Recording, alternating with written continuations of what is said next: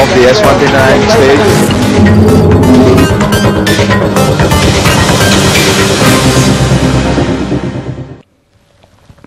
ನಮಸ್ಕಾರ.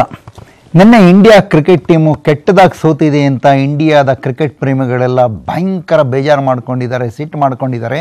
ಸೋಷಿಯಲ್ ಮೀಡಿಯಾದಲ್ಲಿ ಯದ್ವಾ ತದ್ವಾ ಬೈದು ಹಾಕ್ತಿದ್ದಾರೆ ವಿರಾಟ್ ಕೊಹ್ಲಿ ಆ್ಯಂಡ್ ಟೀಮ್ನ.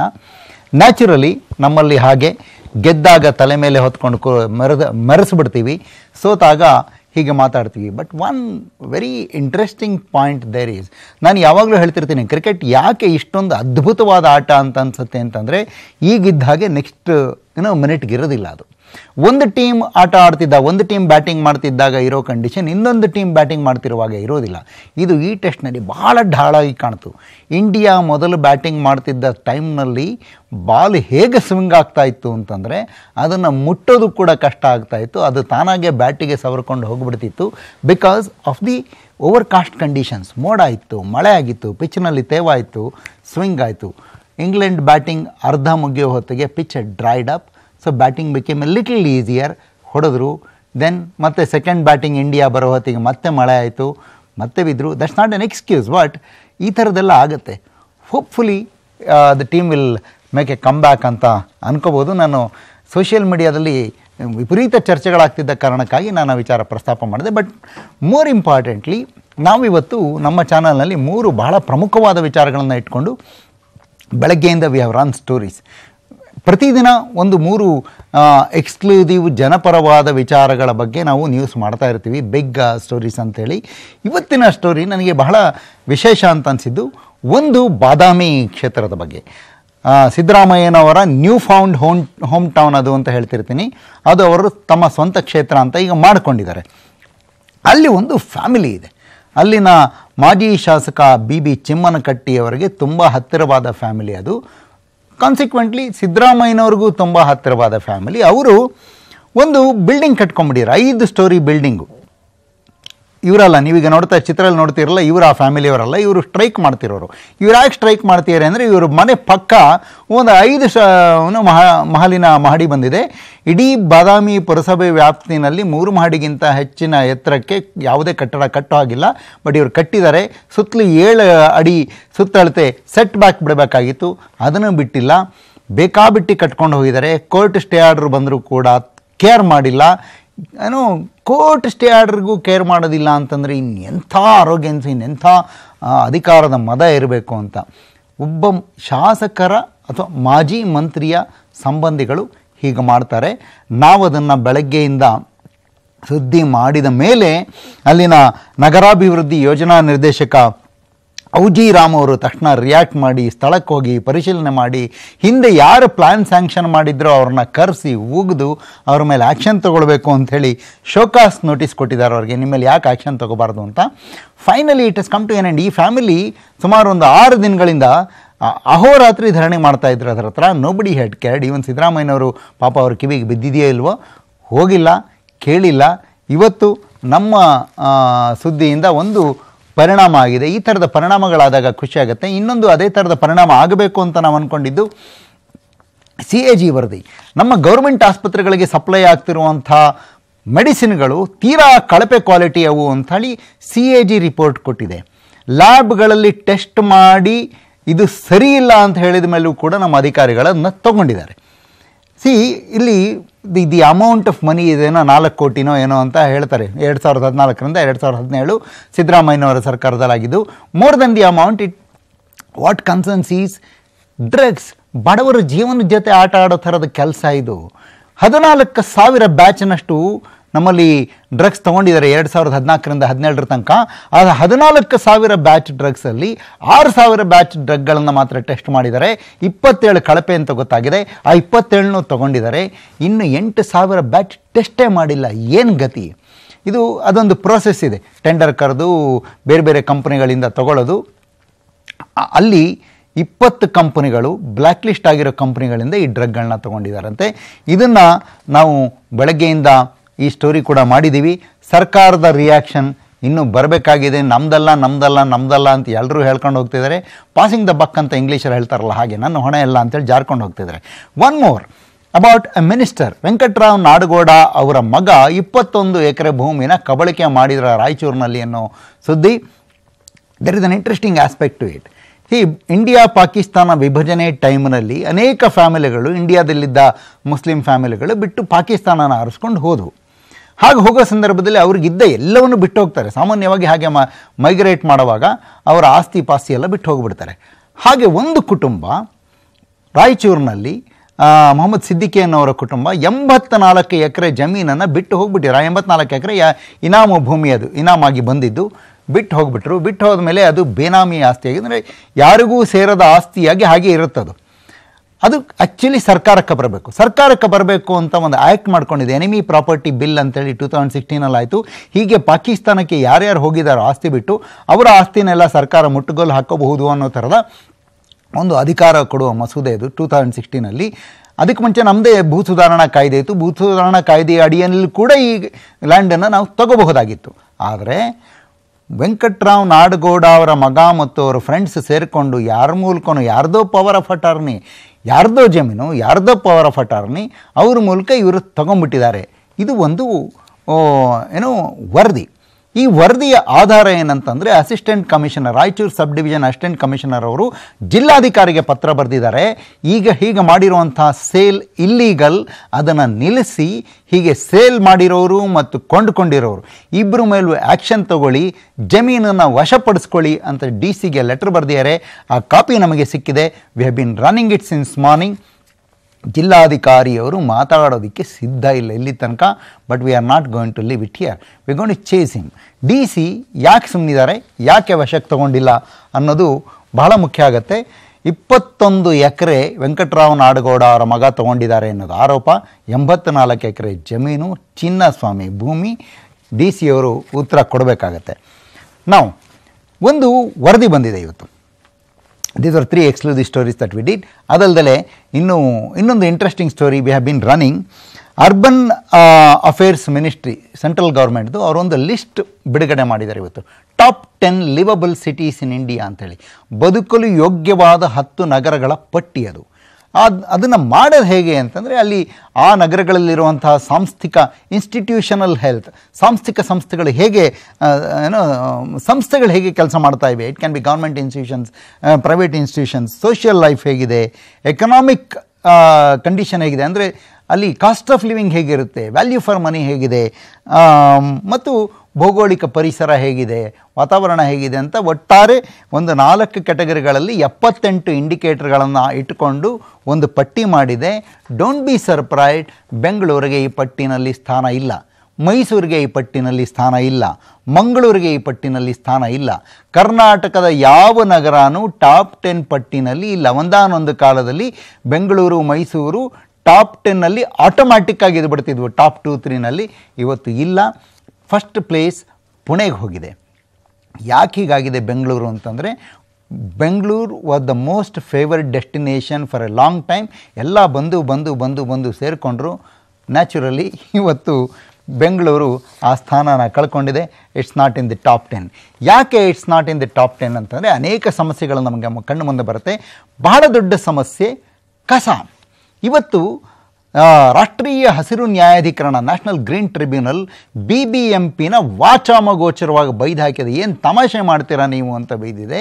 ಯಾಕೆ ಅಂತಂದರೆ, ಬಾಗಲೂರಿನಲ್ಲಿ ಕಸ ಹಾಕಿದ್ರಲ್ಲ ಇವರು, ರಾಶಿ ಕಸನ. ಮೊನ್ನೆ ಇನ್ನೂ ಒಂದು ಸ್ಟೋರಿ ಮಾಡಿದ್ವಿ. ಬೆಂಗಳೂರಿನಲ್ಲಿ 4 ಲ್ಯಾಂಡ್ಫಿಲ್ಗಳಿದ್ವು. ಲ್ಯಾಂಡ್ಫಿಲ್ ಅಂದರೆ ನಾವು ದಿನ ಜನರೇಟ್ ಮಾಡ್ತೀವಲ್ಲ ಕಸನ, ಟನ್ಗಟ್ಟಲೆ, 1000 ಟನ್ಗಟ್ಟಲೆ ಅದನ್ನು ತೊಗೊಂಡೋಗಿ ಸುರಿಯುವಂಥ ಜಾಗ, ಕ್ವಾರಿಗಳು ಬೇಸಿಕಲಿ. ಆ ಥರದ 4 ಪೈಕಿ 3 ವರ್ಕ್ ಮಾಡ್ತಿಲ್ಲ. ಅಂದರೆ 3 ಫುಲ್ ಆಗಿಬಿಟ್ಟಿದೆ, ಅಲ್ಲಿ ಹಾಕೋ ಹಾಗಿಲ್ಲ.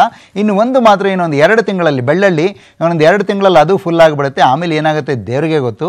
ಹಾಗೆ ಫುಲ್ ಆಗಿರುವಂಥ ಬಾಗಲೂರು ಕಸದ ಯಾರ್ಡ್ನಲ್ಲಿ, ಡಂಪಿಂಗ್ ಯಾರ್ಡ್ನಲ್ಲಿ ಇರೋ ಕಸನ ತೆಗೆದುಹಾಕಿ. ಯಾಕೆಂದರೆ ಕಸ ಕೊಳಿತಾ ಇದೆ, ಮೀಥೇನ್ ಗ್ಯಾಸ್ ಉತ್ಪತ್ತಿ ಆಗ್ತಾ ಇದೆ, it's going to be dangerous ಅಂತ ಹಸಿರು ನ್ಯಾಯಾಧಿಕರಣ BBMPಗೆ ಮಾರ್ಚ್ನಲ್ಲೇ ಹೇಳಿತ್ತು. But BBMP did not care, ಅದು ಹಾಗೇ ಉಳ್ಕೊಂಡಿದೆ. ಬಯೋಮೈನಿಂಗ್ ಮಾಡಿ ಅಂತ ಹೇಳಿತ್ತು. ಇವತ್ತು ಮತ್ತೆ ಆ ವಿಚಾರ ಪ್ರಸ್ತಾಪ ಆದಾಗ ನ್ಯಾಯಾಧಿಕರಣ ಮತ್ತೆ ತರಾಟೆಗೆ ತೊಗೊಂಡಿದೆ. ಸೆಪ್ಟೆಂಬರ್ ತನಕ ಟೈಮ್ ಕೊಟ್ಟಿದೆ. ಎಂಡ್ ಆಫ್ ಸೆಪ್ಟೆಂಬರ್ ಅಂತ್ಯದೊಳಗಡೆ ನೀವು ಆ ಕಸ ಪೂರ್ತಿ ಬೇರೆ ಕಡೆ ಸಾಗಣೆ ಮಾಡಬೇಕು, ಬಯೋಮೈನಿಂಗ್ ಮಾಡಬೇಕು ಅಂತ. What is this biomining? It's very interesting. ಪರಿಸರವಾದಿ ಲಿಯೋ ಸಲ್ಡಾನ್ ಅವರು ನನ್ನ ಜೊತೆ ಫೋನ್ ಸಂಪರ್ಕದಲ್ಲಿದ್ದಾರೆ ಇದ್ರ ಬಗ್ಗೆ ಎಕ್ಸ್ಪ್ಲೈನ್ ಮಾಡಲಿಕ್ಕೆ. ಸಲ್ಡಾನ್ ಅವರೇ ನಮಸ್ಕಾರ. ನಮಸ್ಕಾರ. ಹಸಿರು ನ್ಯಾಯಾಧೀಕರಣ ಇವತ್ತು ಮತ್ತೆ BBMPಗೆ ತರಾಟೆಗೆ ತಗೊಂಡಿದೆ ಅಂತ ಹೇಳ್ತಾ ಇದ್ದೆ. ಈ ಬಯೋಮೈನಿಂಗ್ ಮಾಡಬೇಕು, ಕಸ ಸಾಗಣೆ ಮಾಡಬೇಕು ಅಂಥೇಳಿ, ಏನು ಸರ್ ಈ ಬಯೋಮೈನಿಂಗ್ ಏನಿದು? ಈಗ ಏನಾಗ್ತಾ ಇದೆ ಅಂದ್ರೆ ದಿನಕ್ಕೆ ಒಂದು 4,000 ಟನ್ನಷ್ಟು ಕಸ ನಾವು ಉತ್ಪಾದನೆ ಮಾಡ್ತಾ ಇದ್ದೇವೆ ದಿನ. ಹೌದು. ಇದು ಹೈಕೋರ್ಟಿನ ಆದೇಶ 2015ನೇ ಇಸ್ವಿ ಪ್ರಕಾರ MSW ರೂಲ್ಸ್ ಪ್ರಕಾರ 192 ವಾರ್ಡ್ ಅಲ್ಲೂ ಅಟ್ಲೀಸ್ಟ್ 2 ಸ್ಥಳದಲ್ಲಿ ಕಾಂಪೋಸ್ಟಿಂಗ್ ಯೂನಿಟ್ ಮಾಡಿ, ವಾರ್ಡ್ ಅಲ್ಲಿ 3ನೇ ಸ್ಥಳದಲ್ಲಿ ರೀಸೈಕ್ಲಿಂಗ್ ಯೂನಿಟ್ ಮಾಡಿ, ವಾರ್ಡಿನ ಕಸ ವಾರ್ಡಿನ ಹೊರಗೆ ಹೋಗದೆ ಬೇಡ ಅಂತ ಆದೇಶ ಮಾಡಿ ಆಗಲೇ 5 ವರ್ಷ ಆಯ್ತು. ಅದಾದ ನಂತರ MSW ರೂಲ್ಸ್ ಸೆಂಟ್ರಲ್ ರೂಲ್ಸ್ ಬದಲಾವಣೆ ಆಗಿ ಹೈಕೋರ್ಟಿನ ಆದೇಶದ ಪ್ರಕಾರ ಬಂತು. ಇಷ್ಟೆಲ್ಲ ಆದ್ರೂ ಸಹಿತ ಸರ್ಕಾರ ಮತ್ತೆ BBMP ಈ ಮಾತು ಆ ಮಾತು ಹೇಳ್ಕೊಂಡು ಕಾಲ ತಳ್ಕೊಂಡು ಹೋಗಿದೆ ವಿನಃ ಏನು ಒಂದು ಹೈಕೋರ್ಟಿನ ಆದೇಶ ಮುಂದುವರ್ಸ್ಕೊಂಡು ಹೋಗಿಲ್ಲ. ಕಸ ಉತ್ಪಾದನೆ ಆಗ್ತಾ ಇರ್ತದೆ, ಅವಾಗ ಎಲ್ಲಾದ್ರೂ ಹೋಗಿ ಚೆಲ್ಲಬೇಕು. ಈ ಹಳೆ ಕ್ವಾರಿಗಳು ಈಗ ಅಲ್ಲಿ ಚೆಲ್ಲಿದಾರಲ್ಲ, ಈ ಸಣ್ಣ ನ್ಯಾಯಾಧೀಕರಣ ಹೇಳಿರೋದು ಬಹಳ ಮುಖ್ಯವಾಗಿ ಏನಂದ್ರೆ ಸೆಪ್ಟೆಂಬರ್ ಕೊನೆ ಒಳಗಡೆ ನೀವು ಬಯೋಮೈನಿಂಗ್ ಮುಗಿಸಿ ಕಸ ತೆಗೆದು ಬೇರೆ ಕಡೆಗೆ ಹಾಕಿ ಅಂತ ಹೇಳಿ. ಬಯೋಮೈನಿಂಗ್ ಅಂತಂದ್ರೆ ಏನು ಅಂತ ಅಂದ್ರೆ if you were to understand it better, what exactly is biomining? So biomining ಅಂದ್ರೆ ಇವಾಗ ಕಸ ಹೋಗಿ ಬಿಸಾಕಿರ್ತಾರೆ ಎಲ್ಲೋ, ಅದು ಕೊಳಿತಾ ಇರುತ್ತೆ. ಅದರಲ್ಲಿ ಕೆಲವು ಸಲ ಪ್ಲಾಸ್ಟಿಕ್ ಬೆಂಕಿ ಹತ್ಕೊಂಡು ಇದು ಹಾಕಿರೋ ಕಸ ಕೆಲವು ಸಲ ಬಿಸಿಲಲ್ಲಿ ಬೆಂಕಿ ಹತ್ಕೊಂಡು ಬೂದಿ ಆಗಿರುತ್ತೆ. ರಾಶಿ ಬಿದ್ದಿದೆ. ನಿಮ್ಮ ಮಂಡೂರ್ಗೆ ಹೋದ್ರೆ 140 ಎಕರೆಷ್ಟು ಕಸ ಬಿದ್ದಿದೆ. ಮಾವಳಿಪುರ ಹೋದ್ರೆ ಒಂದು 60 ಎಕರೆ ಅಷ್ಟು ಕಸ ಬಿದ್ದಿದೆ, 60-70 ಎಕರೆ. ನೀವು ಅದೇ ತರ ನಾವು ಸ್ಟಡಿ ಮಾಡಿರೋ ಪ್ರಕಾರ ಒಂದು 15 ಜಾಗದಲ್ಲಿ ಈ ತರ ಕಸ ಹಾಕಿದ್ದೆ. ಈ ಕಸದಿಂದ ಏನಾಗ್ತದೆ, ರಸ ಬರ್ತಾ ಇದೆ, ಯಾವ್ದು ವಿಷದ ರಸ ಅದು ಕುಂಟೆಗಳು, ಕೆರೆಗಳು, ಬಾವಿಗಳಲ್ಲೆಲ್ಲ ಸೇರ್ಕೊಂಡು ಕ್ಯಾನ್ಸರ್ ಮತ್ತೆ ಕಿಡ್ನಿ ಫೇಲಿಯರ್ ಪ್ರಸ್ತುತಪಡಿಸ್ತಿದೆ. ಸೊ ಅದನ್ನ ಕ್ಯೂರ್ ಮಾಡ್ಲಿಕ್ಕೆ ಒಂದೇ ವಿಧಿ ಇರೋದು, ಹಾಕಿರೋ ಕಸನ ನಾವು ತೆಗೆದುಬಿಟ್ಟು ಅದರಲ್ಲಿ ಆರ್ಗ್ಯಾನಿಕ್ ಕಸನ ನಾವು ಗೊಬ್ಬರ ಮಾಡ್ಕೊಳ್ಬಹುದು. ಮತ್ತೆ ಅದರಲ್ಲಿ ಇನ್ಆರ್ಗ್ಯಾನಿಕ್ ಅಂದ್ರೆ ಪ್ಲಾಸ್ಟಿಕ್, ಮೆಟಲ್ಸ್ ಅಂತ ಪಾರ್ಟ್ಸ್ ಏನೆಲ್ಲ ಇರ್ತದೋ, ಯಾಕಂದ್ರೆ ಇದು ಯಾವ್ದು ಒಂದು ಸೆಗ್ರಿಗೇಟ್ ಮಾಡಿ ಹಾಕಿಲ್ಲ, ಸುಮ್ಮನೆ ಟ್ರಕ್ಕಲ್ಲಿ ಹಾಕಿದ್ರು ಕಾಂಪ್ಯಾಕ್ಟಲ್ಲಿ ಹಾಕಿದ್ರು ಹೋಗಿ ಬಿಸಾಕಿದ್ರು ಅಷ್ಟೇ. ಸೊ ಅದನ್ನ ಇವಾಗ ಕೊಳಿತಾ ಇದೆ. ಅದನ್ನ ತೆಗೆದ್ಬಿಟ್ಟು ಅದನ್ನ ವಿಂಗಡಣೆ ಮಾಡಿ ಪ್ಲಾಸ್ಟಿಕ್ ಮತ್ತೆ ಮೆಟಲ್ಸ್ ನ ಬೇಕಾದ್ರೆ ರೀಸೈಕಲ್ ಮಾಡ್ಬೋದು, ಅಥವಾ ಅದೇನು ಮಾಡ್ಲಿಕ್ಕೆ ಆಗದೆ ಇದ್ರೆ ಅದನ್ನ ಹಜಾರ್ಡಸ್ ವೇಸ್ಟ್ ಅಂತ ಅನ್ಕೊಂಡು, ಯಾಕಂದ್ರೆ ಅದು ತುಂಬಾ ಕಂಟಾಮಿನೇಷನ್ ಆಗಿರುತ್ತೆ ಈಗ, ತುಂಬಾ ಅಂದ್ರೆ ತುಂಬಾ. ಅದರಲ್ಲಿ ಫೀಸಿಬಲ್ ಸರ್ ಅಂದ್ರೆ ಒಂದು ಕಡೆ ರಾಶಿ ಒಂದು ಇಡೀ ಕ್ವಾರಿ ತುಂಬಿಟ್ಟಿರ್ತಾರೆ ಕಸನ, ಆ ಕಸನ ಮತ್ತೆ ತೆಗೆದು ವಿಂಗಡಣೆ ಮಾಡಿ ಡಿಸ್ಪೋಸ್ ಮಾಡೋದು, is it practical? Sarfaraz Khan ಅವರು ಒಂದ್ಸಲ ಹೇಳಿದ್ರು ಕಾರ್ಪೊರೇಷನ್ ಕಮಿಷನರ್ ಆಗಿದ್ದ ಸಮಯದಲ್ಲೇ, ಇದು ದಿಸ್ ಇಸ್ ನಾಟ್ ಫೀಸಿಬಲ್ ಅಂತ, ಬಯೋಮೈನಿಂಗ್ ಇಸ್ ನಾಟ್ ಫೀಸಿಬಲ್ ಅಂತ ಹೇಳಿದ್ರು. ಅವರು ಫೀಸಿಬಲ್ ಅಲ್ಲ ಅಂತ ಹೇಳಿದ್ರೆ ಕೋರ್ಟ್ ಮುಂದೆ ಹೇಳ್ಬೇಕಾಗಿತ್ತು. ಕೋರ್ಟ್ ಮುಂದೆ ಫೀಸಿಬಲ್ ಅಂತ ಅವರೇ ಹೇಳಿದ್ದಾರೆ.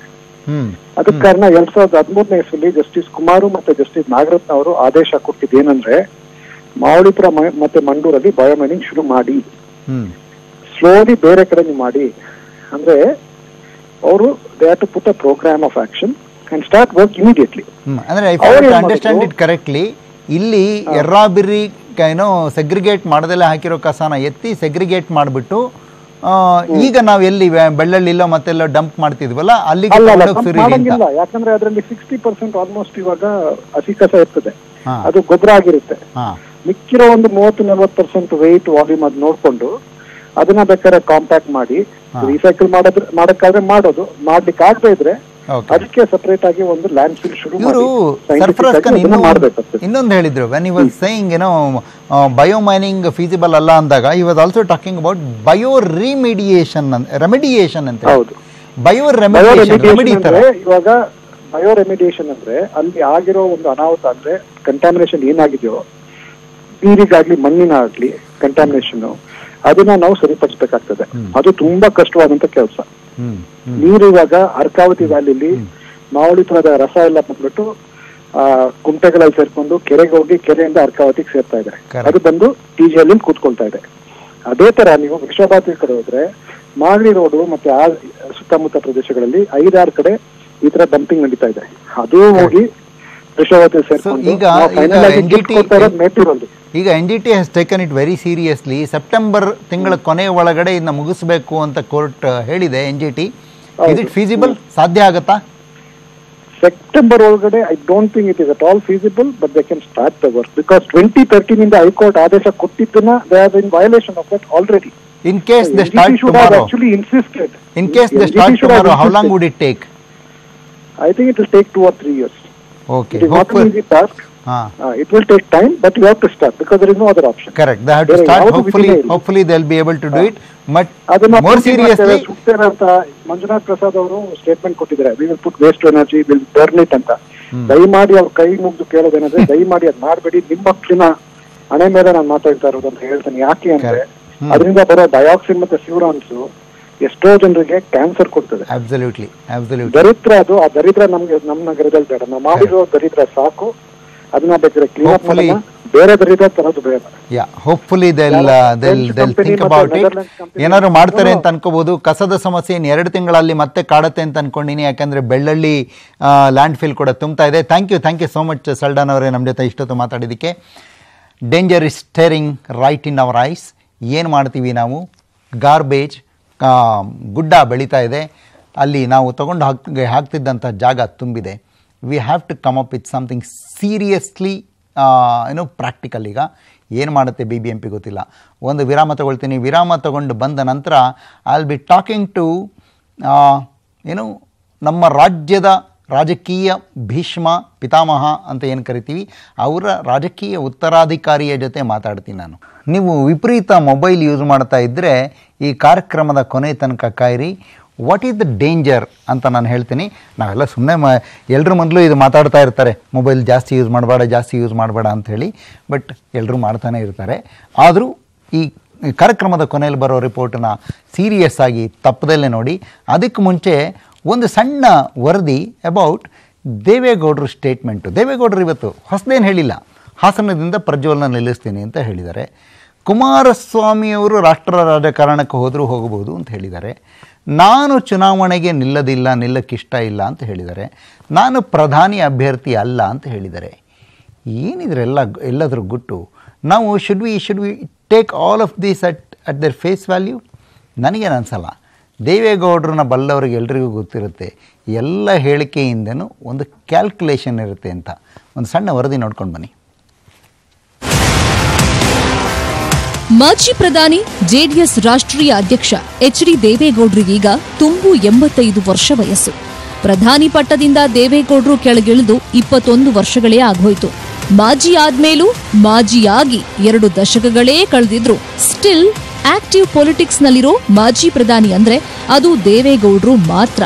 2019ರಲ್ಲಿ ಸಾರ್ವತ್ರಿಕ ಲೋಕಸಭೆ ಚುನಾವಣೆ ನಡೆಯಲಿದೆ. ಈ ಚುನಾವಣೆಯಲ್ಲಿ ಮೋದಿಯನ್ನ ಹಣಿಯಲು ವಿಪಕ್ಷಗಳೆಲ್ಲ ಒಂದಾಗ್ತಿವೆ. ಇತ್ತೀಚೆಗಷ್ಟೇ ರಾಹುಲ್ ಗಾಂಧಿ ಪ್ರಧಾನಿ ಅಭ್ಯರ್ಥಿ ಅಲ್ಲ ಅನ್ನೋ ಮಾತು ಜೋರಾಗಿತ್ತು. ಅದರ ಬೆನ್ನಲ್ಲೇ ದೇವೇಗೌಡರು ವಿಪಕ್ಷಗಳ ಒಕ್ಕೂಟದ ಪ್ರಧಾನಿ ಅಭ್ಯರ್ಥಿಯಾಗಬಹುದು ಅನ್ನೋ ಮಾತುಗಳು ಕೇಳಿಬಂದಿದ್ವು. ಆದ್ರೆ ಇವತ್ತಿನ ದೇವೇಗೌಡರ ಹೇಳಿಕೆ ವಿಪಕ್ಷಗಳ ಒಕ್ಕೂಟಕ್ಕೂ ಶಾಕ್ ಕೊಟ್ಟಿದೆ. ಅವರ ಅಭಿಪ್ರಾಯ ಇದ್ರೆ ನಾವು ರಾಹುಲ್ ಗಾಂಧಿಯವ್ರನ್ನೇ ಪ್ರೊಜೆಕ್ಟ್ ಮಾಡಿದ್ದೀವಿ. ನಾವು ಪಬ್ಲಿಕಲ್ಲಿ ಹೇಳಿದ್ದೀನಿ, ರಾಹುಲ್ ಗಾಂಧಿಯವ್ರನ್ನೇ ನಾವು ಪ್ರೊಜೆಕ್ಟ್ ಮಾಡೋದು. ನಾನು ನಿಲ್ಲಲಿಕ್ಕೆ ಯಾವುದೇ ನಿರ್ಣಯ ಮಾಡಿಲ್ಲ. ಕುಮಾರಸ್ವಾಮಿ ಇದ್ದಾರೆ, ಕುಮಾರಸ್ವಾಮಿ ಡೆಲ್ಲಿಗೆ ಹೋದರೆ ರೇವಣ್ಣ ಆಗ್ಬೋದು. ಈಗ ಯಾಕೆ ಹೋಗ್ತಾರೆ? ಮುಂದಿನ ಕಾಲದಲ್ಲಿ ಬರ್ಬೋದು ಅಂತ ಸನ್ನಿವೇಶ. ದೆಹಲಿಗೆ ಅವರು ಹೋಗುವಂಥ ಕಾಲ ಬಂದಾಗ ಈಗ ಪ್ರಶ್ನೆ ತಾವು ಪ್ರಧಾನಿ ಅಭ್ಯರ್ಥಿ ಅಲ್ಲ ಅನ್ನೋದು ಒಂದ್ ಕಡೆ ಆದ್ರೆ, ಇದರ ಬೆನ್ನಲ್ಲೇ ಮಗ ಸಿಎಂ ಕುಮಾರಸ್ವಾಮಿಯನ್ನ ದೇವೇಗೌಡರು ಪ್ರೊಜೆಕ್ಟ್ ಮಾಡ್ತಿರೋದು ಮತ್ತೊಂದ್ ಕಡೆ. ಈ ಹಿಂದೆ ಲೋಕಸಭೆಯಲ್ಲೂ ಕೂತು ಬಂದಿರೋ ಕುಮಾರಸ್ವಾಮಿ ರಾಜ್ಯ ರಾಜಕಾರಣ ಬಿಟ್ಟು ರಾಷ್ಟ್ರ ರಾಜಕಾರಣದತ್ತ ಹೊರಳ್ತಾರಾ? ಲೋಕಸಭೆ ಚುನಾವಣೆ ನಂತರ ರಾಜ್ಯ ಸಮ್ಮಿಶ್ರ ಸರ್ಕಾರ ಪತನವಾಗುತ್ತಾ? ಸ್ಥಳೀಯ ಸಂಸ್ಥೆ ಚುನಾವಣೆಯಲ್ಲೇ ಹೊಂದಾಣಿಕೆ ಮಾಡಿಕೊಳ್ಳದ ಕಾಂಗ್ರೆಸ್ ಜೆಡಿಎಸ್ ಮೈತ್ರಿ ಬ್ರೇಕ್ ಆಗುತ್ತಾ ಅನ್ನೋ ಪ್ರಶ್ನೆಗಳು ದೇವೇಗೌಡರ ಮಾತಿಂದ ಏಳ್ತಾ ಇವೆ. ಇದು ಒಂದ್ ಕಡೆ ಆದ್ರೆ, ಮತ್ತೊಂದು ಕಡೆ ಹಾಸನ ಲೋಕಸಭಾ ಕ್ಷೇತ್ರದಿಂದ ರೇವಣ್ಣ ಪುತ್ರ ದೇವೇಗೌಡರ ಮೊಮ್ಮಗ ಪ್ರಜ್ವಲ್ ಸ್ಪರ್ಧೆ ವಿಚಾರವನ್ನ ಗೌಡ್ರೆ ಕನ್ಫರ್ಮ್ ಮಾಡಿದ್ದಾರೆ. ನಮ್ಮ ಹಿರಿಯ ಮುಖಂಡರುಗಳು ಯಾರು ಪಾರ್ಲಿಮೆಂಟ್ಗೆ ಇಲ್ಲಿಂದ ನಿಲ್ಲಕ್ಕೆ ಇಷ್ಟ ಇಲ್ಲ.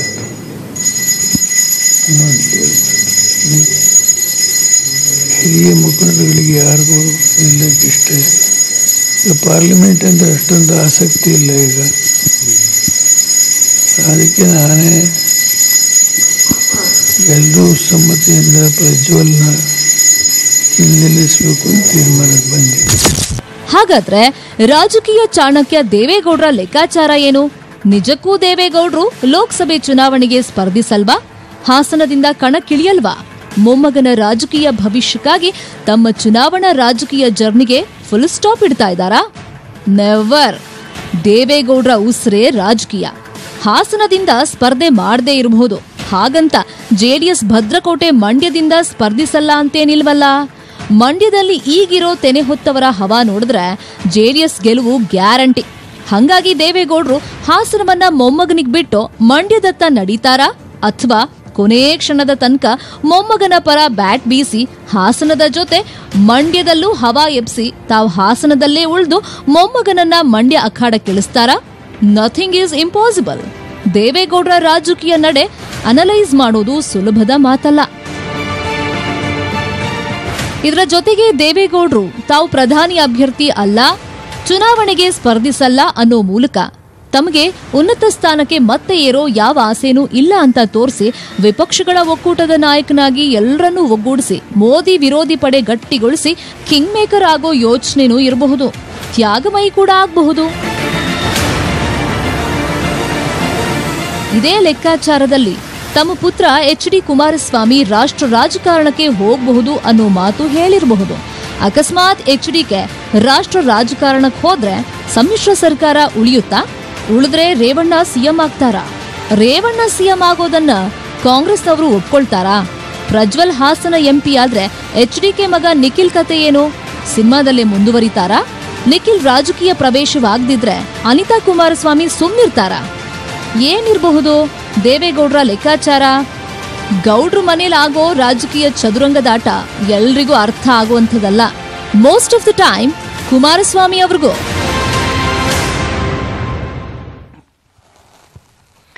ಈ ಟೆಸ್ಟಿಂಗ್ ದ ವಾಟರ್ಸ್ ಅಂತ ಇಂಗ್ಲೀಷಲ್ಲಿ ಒಂದು ಮಾತಿದೆ. ಏನಾದ್ರು ಒಂದು ಕೆಲಸ ಮಾಡಬೇಕು ಅಂದರೆ ಅದ್ರ ಪರಿಣಾಮ ಏನಾಗ್ಬೋದು, ರಿಯಾಕ್ಷನ್ ಏನು ಬರ್ಬೋದು ಅಂತ ಒಂದು ಸಣ್ಣದ ಒಂದು ಹುಳ ಬಿಡೋದು. ಆ ಥರದ ಒಂದು ಹುಳ ಬಿಡೋ ಕೆಲಸನ ದೇವೇಗೌಡರು ಅವಾಗವಾಗ ಮಾಡ್ತಾ ಇರ್ತಾರೆ. ಇದು ಹಾಗೆ ಇರಬಹುದು, ಸೀರಿಯಸ್ ಆಗೂ ಇರ್ಬೋದು. ಬಟ್ ಪಾರ್ಲಿಮೆಂಟ್ ಅಂದರೆ ಇಂಟ್ರೆಸ್ಟ್ ಇಲ್ಲ ಅಂತ ದೇವೇಗೌಡರು ಹೇಳಿದ್ರಲ್ಲ, ಅದನ್ನು ನಾವು ಗಂಭೀರವಾಗಿ ತಗೊಂಡು ಬಿಟ್ಟರೆ ಏನೋ ದೇವೇಗೌಡರು ಒಂಥರ he is an all in one player. ಇದರಲ್ಲಿ ರಾಜಕಾರಣದಲ್ಲಿ ಈ ಒಂದು ಕಂಪ್ಲೀಟ್ ಪ್ಯಾಕೇಜ್ ಅವರು. ಅವರೇ ಪ್ಲೇಯರು, ಅವರೇ ಸ್ಟ್ರಾಟಜಿಸ್ಟು, ಅವರೇ ಕಿಂಗ್ ಮೇಕರು, ಅವರೇ ಕಿಂಗು, ಅವರೇ ರೆಫರಿ, ಎಲ್ಲ ಅವರೇ. He the complete package in politics. ಭಾಳ ಅಪರೂಪ. ಸೊ ಅವ್ರು ಏನು ಮಾಡ್ತಾರೆ ನಮ್ಮ ವರದಿನಲ್ಲಿ ನೋಡ್ದಂಗೆ ಚದುರಂಗದಾಟ, ಅವ್ರು ಆಡೋ ಚದುರಂಗದಾಟ ಅವರು ಮಾತ್ರ ಅರ್ಥ ಮಾಡ್ಕೊಳ್ಳಿಕ್ಕೆ ಸಾಧ್ಯನೋ. But will try to understand it. ಸ್ವಲ್ಪ ಗೊತ್ತಾಗುತ್ತೆ. ನಮಗೀಗ ಅನ್ನಿಸ್ತಿರೋದು ಪ್ರಜ್ವಲ್ಗೆ ಒಂದು ವೇದಿಕೆಯನ್ನು ಸಿದ್ಧ ಮಾಡ್ತೀರಿ. It can be Hassan, it can be Mandya, you never know. And it's difficult to believe that he himself ದೇವೇಗೌಡರು ಚುನಾವಣೆಗೆ ನಿಲ್ಲೋದಿಲ್ಲ ಅನ್ನೋದನ್ನು. I will come to the last part of my show. ನಾನು ಮೊಬೈಲ್ ಫೋನ್ ವಿಚಾರ ಹೇಳ್ತಿದ್ದೆ. ಏನೇನೆಲ್ಲ ಕ್ರಾಂತಿ ಮಾಡಿಬಿಟ್ಟಿದೆ ಮೊಬೈಲ್ ಫೋನ್. ನಾನು ದೇವೇಗೌಡರ ವಿಚಾರದಲ್ಲಿ ಆಲ್ ಇನ್ ಒನ್ ಅಂತ ಹೇಳಿದಂಗೆ ಈ ಮೊಬೈಲ್ ಫೋನ್ ಅನ್ನೋದು ನಮ್ಮ ಗಡಿಯಾರನ ರಿಪ್ಲೇಸ್ ಮಾಡಿಬಿಟ್ಟಿದೆ, ನಮ್ಮ ಮ್ಯೂಸಿಕ್ ಸಿಸ್ಟಮ್ನ ರಿಪ್ಲೇಸ್ ಮಾಡಿಬಿಟ್ಟಿದೆ, ಕ್ಯಾಮರಾ ರಿಪ್ಲೇಸ್ ಮಾಡಿದೆ, ನಮ್ಮ ನೋಟ್ ಪ್ಯಾಡ್ ರಿಪ್ಲೇಸ್ ಮಾಡಿದೆ. It has replaced everything. It has even replaced relationships. ಯಾಕೆಂದರೆ ಇವತ್ತು ಎಲ್ರಿಗೂ ಮೊಬೈಲ್ ಜೊತೆನೇ ರಿಲೇಷನ್ಶಿಪ್ ಇರೋದು. But is it good? ಅಲ್ಲ ಅಂತ ನಾವೆಲ್ಲರೂ ಮಾತಾಡ್ತೀವಿ, ಬೇರೆ ಬೇರೆ ಕಾರಣಗಳಿಗಾಗಿ, ಸೋಷಿಯಲ್ ಕಾರಣಗಳಿಗಾಗಿ, ಫ್ಯಾಮಿಲಿ ಕಾರಣಗಳಿಗಾಗಿ. ಬಟ್ ನಾವು take A look at this report. ಇದು ನಿಮಗೆ ಮೊಬೈಲ್ ಫೋನ್ ಯಾಕೆ ಒಳ್ಳೆಯದಲ್ಲ ಅನ್ನೋದಕ್ಕೆ ಒಂದು ಹೆಲ್ತ್ ಕಾರಣ ಕೊಡುತ್ತೆ. ನೋಡಿ, be careful about how you use your mobile. T V ನೋಡ್ತಾ ಇರಿ, ಭೂತ ಕನ್ನಡಿ ನೋಡ್ತೀರಿ. ಈ ವರದಿ ನೋಡಿ ಅಂತ ಹೇಳ್ತಾ ನಾನು ವಿದಾಯ ಕೊಡ್ತಾ ಇದ್ದೀನಿ. ಬಾಯ್.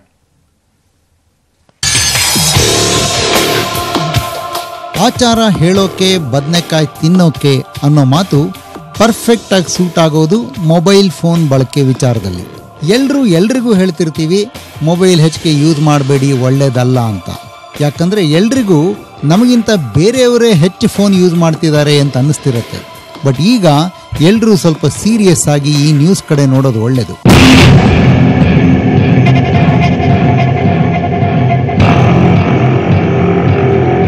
ನಮ್ಮ ಫೋನ್ಗಳಿಂದ ಬರುತ್ತಲ್ಲ ನೀಲಿ ಬೆಳಕು, ಅದು ಕಣ್ಣಿಗೆ ಬಿಲ್ಕುಲ್ ಒಳ್ಳೆಯದಲ್ಲ ಅಂತ ಸೈಂಟಿಸ್ಟ್ಗಳು ವಿತ್ ಪ್ರೂಫ್ ವಾರ್ನ್ ಮಾಡೇ ಬಿಟ್ಟಿದ್ದಾರೆ. ವಿಷಯ ಹೊಸದಲ್ಲ, ಪ್ರೂಫ್ ಹೊಸದು. ಅಂದರೆ ಯಾರು ಏನೋ ಹೇಳ್ತಾರೆ ಬಿಡ್ರಿ, ಜುಟ್ಟಿಲ್ಲ ಬಾಲ ಇಲ್ಲ ಅನ್ನೋ ಥರದ ನ್ಯೂಸ್ ಇದು ಅಂತ ನೀವು ಹೇಳೋ ಹಂಗಿಲ್ಲ. It is serious. ನಮ್ಮ ಕಣ್ಣಲ್ಲಿ ಮಧ್ಯದಲ್ಲಿರೋ ಕಪ್ಪು ಭಾಗದ ಹೆಸರು ರೆಟಿನಾ, ಗೊತ್ತಲ್ಲ? ನಾವು ನೋಡೋ ಎಲ್ಲವನ್ನು ಅಚ್ಚುಕಟ್ಟಾಗಿ ಕರಾರುವಾಕ್ಕಾಗಿ ನಮ್ಮ ಬ್ರೈನಿಗೆ ತೋರಿಸೋದು ಇದೇ ಭಾಗ. ಇದು ಮಸುಕಾದರೆ ದೃಷ್ಟಿ ಮಸುಕು. ಫಾರ್ ಈಸಿ ಅಂಡರ್ಸ್ಟ್ಯಾಂಡಿಂಗ್, ನಮ್ಮ ಕಣ್ಣನ್ನು ಒಂದು ಕ್ಯಾಮರಾದ ಲೆನ್ಸ್ಗೆ ಹೋಲಿಸ್ಕೊಳ್ಳಿ. ಲೆನ್ಸ್ನ ಮಧ್ಯಭಾಗದಲ್ಲಿ ಏನೋ ಸ್ಕ್ರ್ಯಾಚೋ ಮಸಿಯೋ ಇದ್ದರೆ ಫೋಟೋ ಹೇಗೆ ಬರುತ್ತೆ? ಸೇಮ್ ಕೇಸ್ ವಿತ್ ಕಣ್ಣು and retina.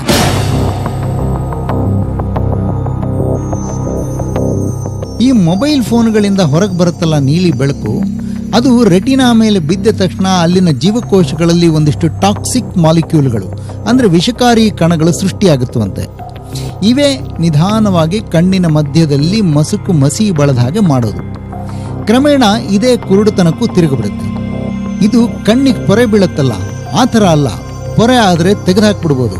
This is permanent. ವಯಸ್ಸಾಗ್ತಾ ಆಗ್ತಾ ಸಹಜವಾಗಿ ತುಂಬ ಜನರಲ್ಲಿ ಹೀಗಾಗತ್ತೆ. ಮೊಬೈಲ್ ಬಳಸೋದ್ರಿಂದ ಸ್ವಲ್ಪ ಬೇಗ ಆಗುತ್ತೆ ಅಷ್ಟೇ.